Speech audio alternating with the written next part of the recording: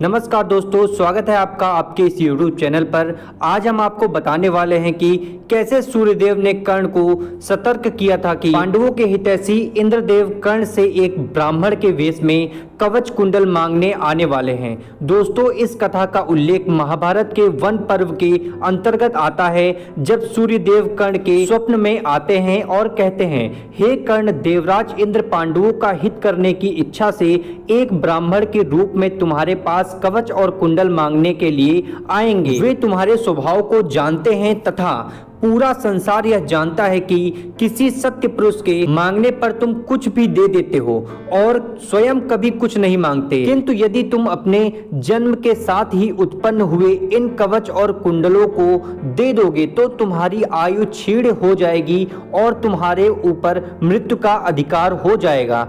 तुम सच मानो, जब तक तुम्हारे पास ये कवच और कुंडल रहेंगे तुम्हें युद्ध में कोई भी शत्रु नहीं मार सकता। ये रत्नमय कवच कुंडल अमृत से उत्पन्न हुए हैं, इसलिए यदि तुम्हारे प्राण प्यारे हैं तो इनकी अवश्य रक्षा करनी चाहिए। हे कर्ण, जब तक तुम इन कवच कुंडल से युक्त रहोगे तब तक तो अर्जुन और उसके सखा स्वयं इंद्र भी तुम्हें युद्ध में परास्त करने में समर्थ नहीं है। इसलिए यदि तुम अर्जुन को जीतना चाहते हो तो ये दिव्य कुंड इंद्र को कदापि मत देना। सूर्यदेव की यह बात सुनने के बाद कर्ण ने कहा, हे भगवान, संसार में मेरे इस व्रत को सभी लोग जानते हैं कि मैं श्रेष्ठ ब्राह्मणों को मांगने पर अपने प्राण भी अवश्य दान कर सकता हूँ। यदि देव श्रेष्ठ इंद्र पांडवों के हित के लिए ब्राह्मण का वेश धारण करके मेरे पास भिक्षा मांगने के लिए आएंगे तो मैं उन्हें अपने ये दिव्य कवच और कुंडल अवश्य दे दूंगा।